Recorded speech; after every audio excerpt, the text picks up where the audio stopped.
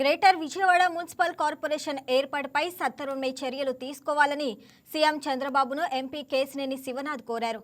నగర పరిసరాల్లోని 75 గ్రామాలు విలీనం చేయాలని వినతి పత్రం అందజేశారు. గ్రేటర్ విజయవాడ కార్పొరేషన్ ఏర్పాటు జరిగితే పారిశ్రామిక కారిడార్లు, ఐటీ పార్కులు, లాజిస్టిక్స్ హబ్బులు, పర్యాటక పెట్టుబడులకు మరింత ప్రోత్సాహం లభించి ఉపాధి అవకాశాలు గణనీయంగా పెరుగుతాయని వివరించారు. ప్రస్తుతం ఎన్టీఆర్ జిల్లా, కృష్ణా జిల్లా మధ్య ఉన్న పరిపాలన విభజన వల్ల పోలీసు, రవాణా, శాంతి భద్రతలు, విమానాశ్రయ పరిపాలన వంటి అంశాల్లో తలెత్తుతున్న ప్రోటోకాల్ ఇబ్బందులకు పరిష్కారం లభిస్తుందన్నారు.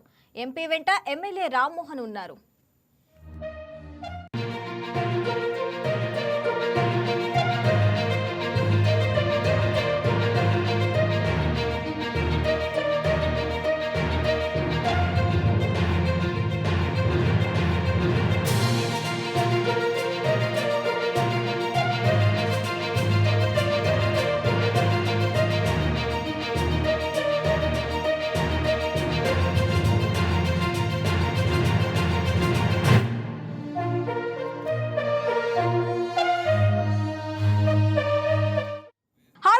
ఈ వీడియో మీకు నచ్చినట్లయితే లైక్ కొట్టి షేర్ చేసి వైకే టీవీని సబ్స్క్రైబ్ చేసుకోండి.